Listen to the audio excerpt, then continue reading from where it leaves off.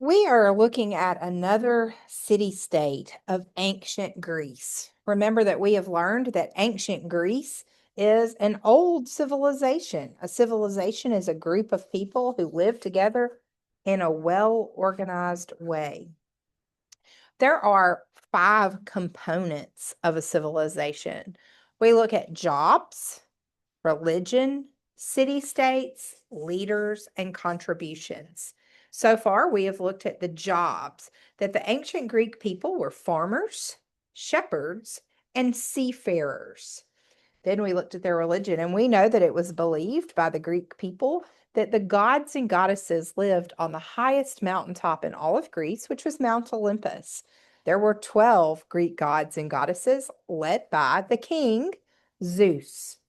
Each of their powers, or what those gods and goddesses were said to do, were connected to nature and our world in some way. There was a special celebration festival that was held every 4 years to honor Zeus, and that was the Olympics. When the Olympics were athletic games that people from all over came to participate in. Then we look at city states, and city states are those areas where they live together, and they work together, and they're fairly isolated because of the landscape of Greece with the mountains and the valleys. They are kind of isolated, and so they just work together on their own instead of with other city states. We learned yesterday about Sparta, and Sparta was a city state that wanted nothing to do with the others. In fact, they became so fixated on war and having the most powerful, strongest army so that they would not be defeated or taken over by any other city state. And we've looked at contributions, and contributions are those things that are thought to be very good. And they occurred, and they're so good that they are handed down and repeated over and over. And they are something that we can still see and recognize and participate in today. The first one we looked at was the Olympics, that was that religious festival to honor Zeus. The Olympics are no longer considered a religious activity, but they are athletic games that people from all over the world participate in. Then we looked at 2 artists and their work who were at the Olympics and who did art to show what happened, such as Myron's statue, which was the discus thrower, and Pindar the poet, his odes that he wrote about the athletes and the Olympics.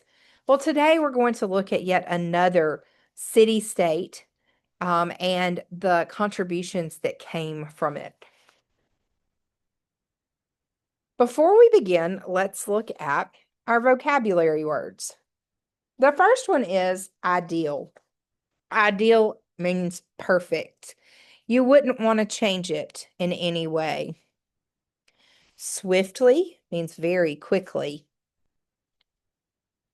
Overjoyed, overflowing with joy or happiness, so much happiness and joy that you can't hold it in. A blessing is considered a divine or holy gift. Many parents will say that their children are their greatest blessing in life.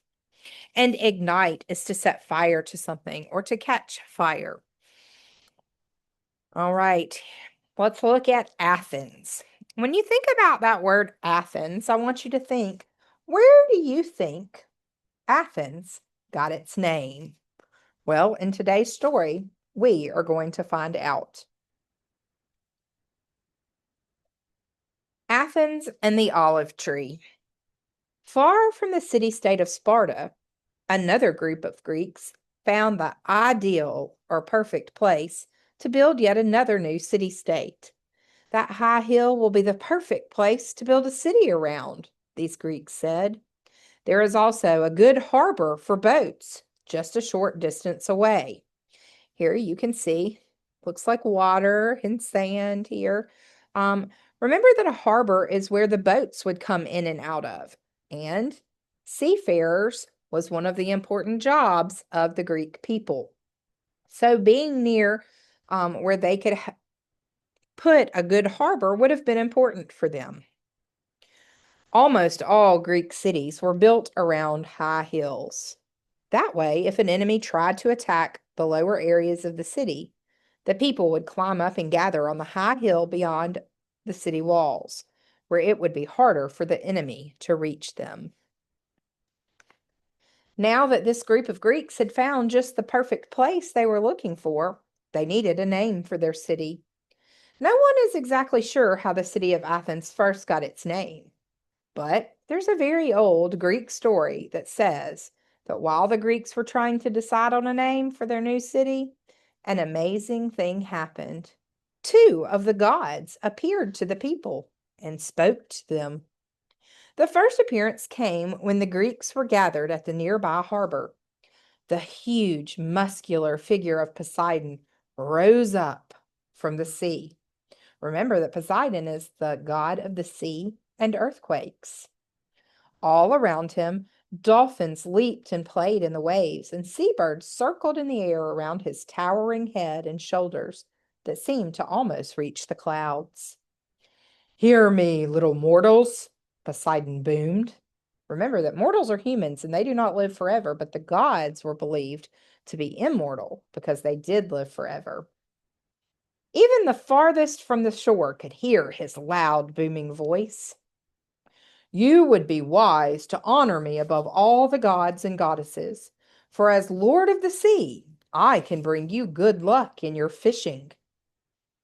His voice was loud, and he says things like, "Hear me, little mortals. You must honor me." That kind of shows us that maybe Poseidon was showing his power. He was thinking that he was much more important than the people of Greece compared to him. And it shows that he feels they should show him respect and maybe even be a little scared of him. He lifted his vast hands and said, "Look," and hundreds of fish leaped from the waves and sank back again.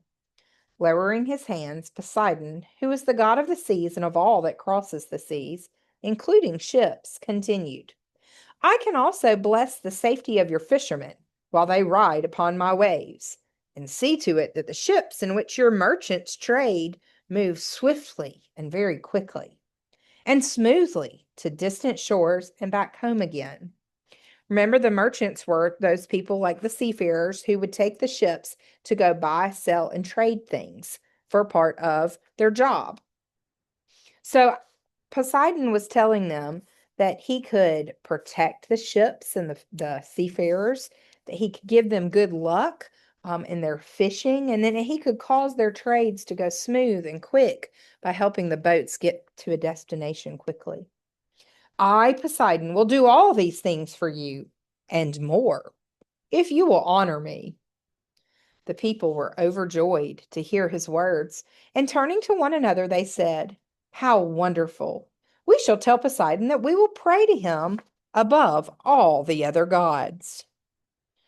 But according to the story, before they could say this to the god of the sea, another voice called out to them, "Hear me, O people, for I too offer you a gift and a blessing."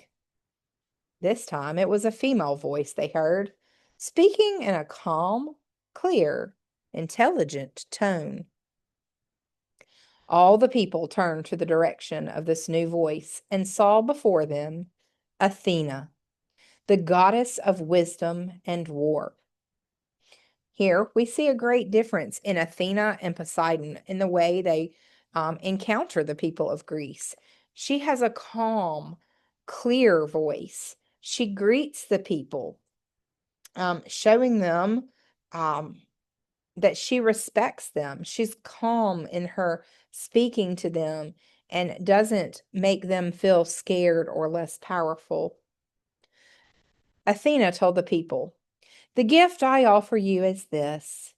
She too lifted a hand, but instead of anything as dramatic as hundreds of fish leaping up, all that appeared on the ground was one single graceful tree. It grew high and wide on the very spot where a moment before the ground had been empty. "This is an olive tree," Athena said. If you remember, On the jobs part for the farmers, we saw groves of olive trees and a close-up of that olive plant. So we know that farming olive trees was an important part of the Greek civilization. The people did not want to be rude to the goddess, but they whispered to one another, "She offers us just one tree? It's very pretty to look at, but it is nothing compared to Poseidon's blessings." Okay, so here we have Poseidon's blessings of plentiful fish, safety in the oceans, safe travel in their boats, quick and speedy travel. And here, Athena offers an olive tree. Which one would you think is better? Let's see what the people believe. Hearing all, Athena smiled and said, "Let me tell you about this tree. One day soon, all these lands around you, even the rocky, rugged hills beyond that are hard to farm, they will be covered with groves and groves of these olive trees." Remember that when Hermes found them, the goddess Athena and Demeter, they were walking through all those olive tree groves, and Demeter was going to make sure there was plenty of olives for the Greek people. From these trees will come the wealth of your city, for you will eat the fruit you pick from these trees and never go hungry. The oil you squeeze from the fruit will be so delicious that its flavor will improve anything you cook with it. You can fill a lamp with the olive oil, set a dry rope wick in it, and ignite it, and it will set fire so that you will have light in the darkest hour of the night. Mix other sweet-smelling herbs into the oil and rub it onto your skin. You will be healthier and cleaner and smell sweeter. And because the oil will stay fresh in jugs and bottles for such a long time, you can ship it to other lands, far and near, for many people will want to have these blessings of the olive trees themselves. The tree itself will be a blessing too, for in it you will find shade and shelter from the heat of the summer sun and from the cold rains of the winter. The wood of this tree will be fine for carving, so you will never lack for bowls, plates, or furniture. The tree will live for hundreds of years, and if a fire burns it down, it will even grow back again from the stump that is left behind. Athena continued, "And I tell you this, as the goddess of war, the olive branch will become the symbol of peace. Pray to me when you are in danger, and I will protect you." Athena gestured or pointed to the olive tree and said, "Here then is food, fortune, and protection that will be the great blessings of your people forever, if you choose to honor me." So now we see that both God and goddess, Poseidon and Athena, have explained the blessings that they would provide to the Greek people if they would simply honor them. Which would you choose? Well, let's look and see what the Greek people choose. The people thought about what Poseidon and Athena had offered and came to a decision. They told the god of the sea, "Great Poseidon, you have offered us wonderful things. We will always offer prayers to you and be grateful to you for the riches of the sea. However, however much you choose to share them from your great and generous heart. But we will be the people of Athena and her olive tree." To Athena, the people said, "To show our devotion or loyalty to you, we will name our new city Athens in honor of you and your blessings." And that, the story tells us, is how these Greeks came to call their city Athens. So when you were thinking about your predictions, I wonder if you were correct on how Athens got its name. If the Athenians had chosen Poseidon's gift, what might have been different about the city? We talked in class today about how, well, because Poseidon was the god of the sea and all the blessings from him revolved around the water and the fish and the boats, that they wouldn't have the olive trees. They wouldn't have become farmers. They wouldn't have been able to, use all the wood and the oil for things like light and furniture. And they also wouldn't have had the protection that was needed from Athena, the goddess of war. So things would have looked very different, and maybe they would have become simply a fishing community rather than farmers of olive trees. All right, so here we see all the gods and goddesses, and here is Athena, the goddess of war and wisdom, who the city-state of Athens became named after. Here's Poseidon, the god of the sea. When we look here, we can see that Athens is down here. Here is ancient Greece. So when you see a map that looks like this, and it has Mount Olympus, Olympia, where the Olympics occurred, Mount Olympus, where the Greek gods and goddesses lived. Here we have the city of Sparta, and way over here is Athens. Okay?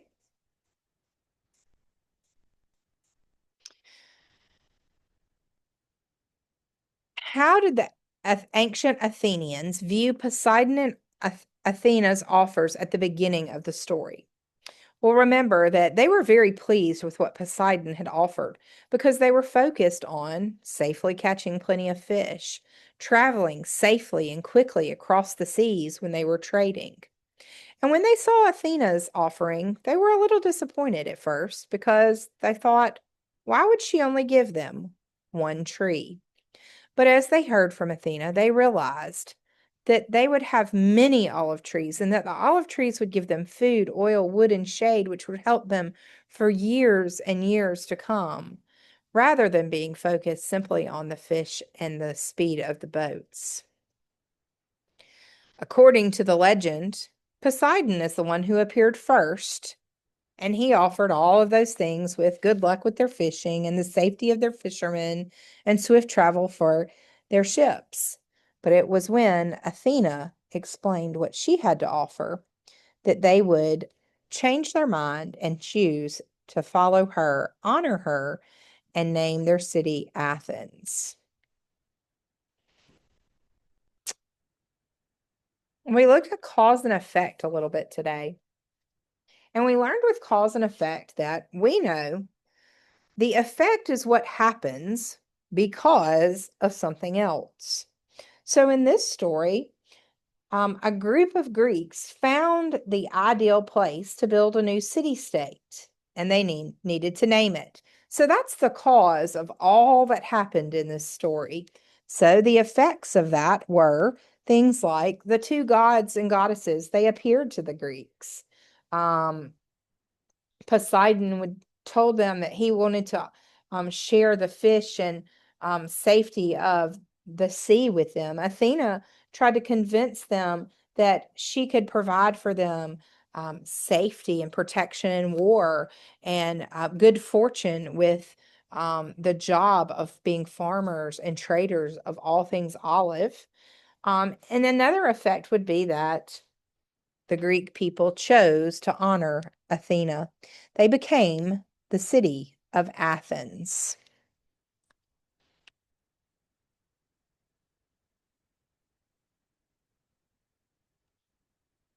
Ideal was our word for today, and ideal means perfect. And we saw in this story it used far from the city state of Sparta. Another group of Greeks found the ideal place to build yet another new city state. So, where they found for them was perfect. Ideal means perfect. All right, let's look at our anchor chart with our components of ancient Greece. So this picture will represent the city-state of Athens. Here we see all the buildings, the people gathered together, and we see Athena and the olive tree. So we will place this under city-states. So far we have looked at Sparta and Athens. Now let's look at religion and contributions from Athens. Here we can see a picture of the Parthenon. The Parthenon was a temple that was built high on a hill in Athens. The temple had a statue of Athena because all the temples had statues of their gods or goddesses. So this one, because it's a temple, a place where they would worship the goddess Athena, we are going to place this under the religious or religion column. So the Parthenon was their temple, their place to worship Athena. So here we can see we have our three jobs: farming, shepherding, seafaring. For religion, we have Mount Olympus, the gods and goddesses, the Olympics held in honor of Zeus, and now the Parthenon. Here we have city-states Sparta and Athens, and then so far the contributions we have looked at are the Olympians and Myron and Pinda's art.